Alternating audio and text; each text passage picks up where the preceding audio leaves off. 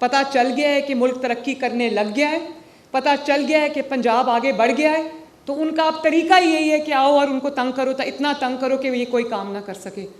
تو کسی بھول میں نہ رہنا، یہ دہشت گردوں کو کیسے نمٹنا ہے یہ اچھی طرح آتا ہے مریم نواز شریف کو۔ آج اللہ تعالیٰ کے فضل و کرم سے یہ کوئی معجزہ ہے کہ آج مہنگائی 38% سے 6.9 پہ آ گئی ہے۔ اور میں آپ سب سے سوال کرنا چاہتی ہوں، آپ گجرانوالہ سے تشریف لائے ہیں، آپ نارووال سے کچھ لوگ تشریف لائے ہیں، میں پوچھتی ہوں کہ روٹی جو ہے آج سے سال پہلے روٹی کی قیمت کیا تھی؟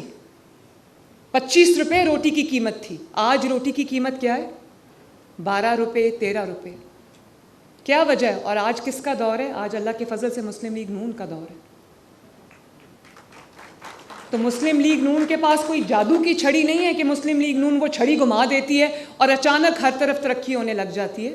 اس کی ایک وجہ ہے، مسلم لیگ نون جب بھی حکومت میں آتی ہے اس ملک کے بارے میں سوچتی ہے، مسلم لیگ نون جب بھی حکومت میں آتی ہے قوم کے بارے میں سوچتی ہے، مسلم لیگ نون جب بھی حکومت میں آتی ہے عوام کی آسانی کے بارے میں، اس کی آسائش کے بارے میں سوچتی ہے، ان کی تعلیم کے بارے میں سوچتی ہے، ان کی صحت کے بارے میں سوچتی ہے، مہنگائی میں کمی کے بارے میں سوچتی ہے، ان کی سڑکوں کے لیے سوچتی ہے، ان کی صفائی کے لیے سوچتی ہے۔ میں پورا دن دفتر میں بیٹھ کے یہ چیز مانیٹر کرتی ہوں کہ آپ کی محلوں کی صفائی ہوئی ہے کہ نہیں ہوئی، آپ کی سڑکوں کی صفائی ہوئی ہے کہ نہیں ہوئی۔ صبح اٹھ کے ریٹس چیک کرتی ہوں کہ آلو، پیاز، ٹماٹر، آٹا، روٹی کا کیا ریٹ ہے۔ اور ابھی کل مجھے پتہ چلا ہے، میں دیکھ رہی تھی کہ خیبر پختونخوا میں پھر روٹی کی قیمت جو ہے وہ 25 روپے ہو گئی، کیونکہ کسی کوئی دیکھنے والا نہیں ہے۔ خیبر پختونخوا کے عوام کے لیے بھی میرا دل دھڑکتا ہے، باقی صوبوں کے عوام کے لیے بھی میرا دل دھڑکتا ہے۔ میں پاکستانی پہلے ہوں، پنجابی بعد میں ہوں، لیکن اگر صحیح معنوں میں کسی کو مفلوج کہوں، جو ذہنی مفلوج ہیں، جسمانی مفلوج نہیں ہوتا، جو ذہنی مفلوج ہیں وہ یہ لوگ ہیں جن سے نہ کام ہوتا ہے نہ کسی کو کرنے دیتے ہیں، جن کا کام ہی یہی ہے انتشار کرو، گھراؤ، جلاؤ۔ اب میں یہاں پر آپ کی خدمت میں مصروف ہوں، ہر روز ایک نیا تماشا، ایک نیا ڈرامہ کھڑا ہو جاتا ہے، مجھے کوئی فرق نہیں پڑتا، لگے رہو، لیکن عوام کی خدمت میں خلل آتا ہے، اور یہ وہ لوگ سمجھ سکتے ہیں جن کے دلوں میں عوام کا درد ہے۔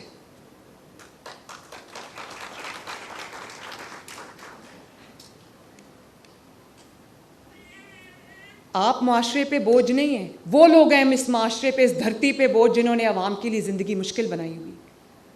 جو ریسورسز جو آپ کے پاس خیبر پختونخوا میں اللہ تعالیٰ نے آپ کو دیا ہوا ہے، آپ کو وہ عوام کی خدمت کے لیے استعمال کرنا چاہیے، نہ کہ دوسرے صوبے پہ حملہ کرنے کے لیے۔ یہ جو پیسہ آپ خرچ رہے ہیں پنجاب پہ حملہ آور ہونے کے لیے، یہ خیبر پختونخوا کے عوام کی امانت ہے۔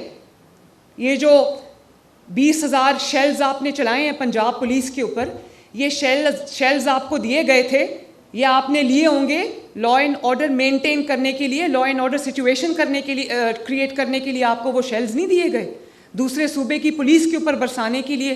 جس طرح خیبر پختونخوا ہمارا ہے، اس طرح پنجاب بھی آپ کا ہے۔ یہاں پر بہت پنجاب کے اندر ہر بازار کے اندر خیبر پختونخوا سے آئے ہوئے لوگ ہیں جو اپنا کاروبار کر رہے ہیں۔ آپ نہ صرف پنجاب کے اوپر یہ بار بار حملہ کرتے ہیں، بٹ آپ ان کے اوپر حملہ کر رہے ہیں جو خیبر پختونخوا کے برے حالات چھوڑ کر آج پنجاب میں کاروبار کر رہے ہیں۔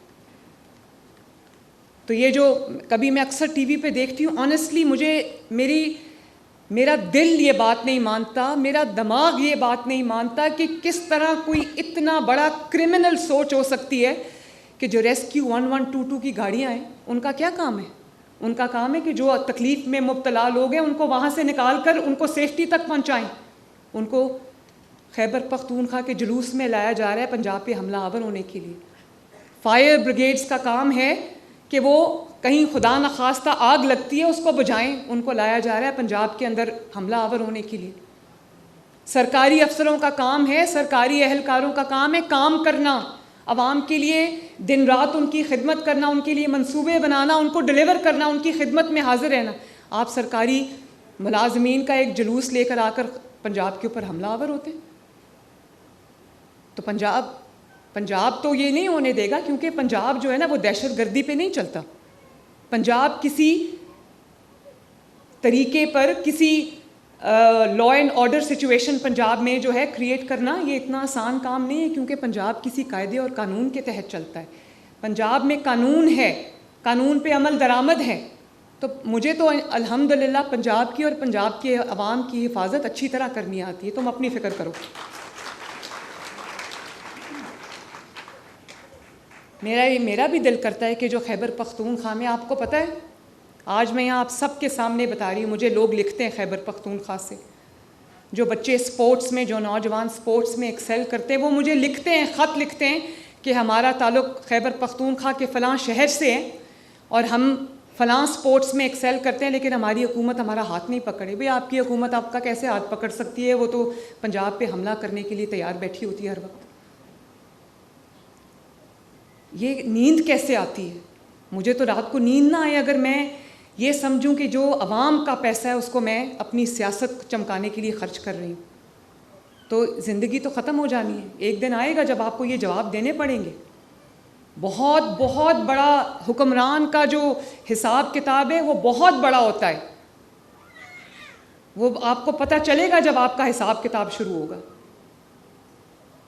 جو حکمران دن رات عوام کی خدمت میں رہتا ہے, عوام کی امانت کو اپنی امانت سمجھتا ہے, اپنی ذمہ داری سمجھتا ہے, وہ بھی جواب نہیں دے سکتا. تو آپ کیسے جواب دیں گے اللہ تعالیٰ کو؟ آپ اپنے صوبے کے عوام کو کیسے جواب دیں گے؟ اور پھر آپ یہ کیا مذموم حرکت کر رہے ہیں کہ ایک صوبے کو دوسرے صوبے سے لڑانے کی کوشش کر رہے ہیں خدمت سے پوری, اور وجہ کوئی نہیں ہے. وجہ سے پنجاب سے ان کو کیا ایشو ہو سکتا ہے؟ میں بتاتی ہوں وجہ کیا ہے. جو 2014 میں دھرنے کی وجہ تھی, پتہ چل گیا ہے کہ ملک ترقی کرنے لگ گیا ہے, پتہ چل گیا ہے کہ پنجاب آگے بڑھ گیا ہے, تو ان کا اب طریقہ یہی ہے کہ آؤ اور ان کو تنگ کرو, تو اتنا تنگ کرو کہ یہ کوئی کام نہ کر سکے. تو کسی بھول میں نہ رہنا. یہ دہشت گردوں کو کیسے نمٹنا ہے یہ اچھی طرح آتا ہے مریم نواز شریف کو. میں اسی نواز شریف کی بیٹی ہوں جس نے 2 جنگیں دہشت گردی کے خلاف لڑی, اور اللہ تعالیٰ کے فضل و کرم سے اس نے دہشت گردی کی لعنت کو اس ملک سے ہمیشہ کے لیے ختم کیا. مجھے پتہ ہے دہشت گردوں سے کیسے نمٹنا ہے, وہ میں کر لوں گی. لیکن میں صرف ایک سٹاک جو ایک ڈفرنس ہے وہ آپ کے سامنے رکھنا چاہتی ہوں. میں آپ کو فوڈ فار تھاٹ دینا چاہتی ہوں. میں چاہتی ہوں کہ آپ اس چیز پہ غور کریں. اور پنجاب کے عوام جو ہے نا وہ دیکھ رہے ہیں, تبھی آپ کی کسی کال پہ کان نہیں دھرتے.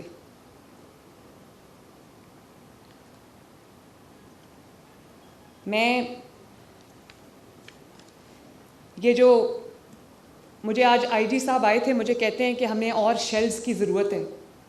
تو میں نے کہا کیا کرنے آپ نے آنسو گیس کے وہ شیلز؟ وہ کہتے ہیں کہ جب لا اینڈ آرڈر سچویشن ہوتی ہے تو ہمیں شیلز کی استعمال کرنے پڑتے ہیں.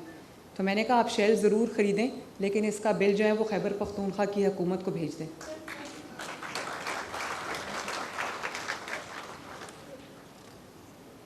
تو میں آج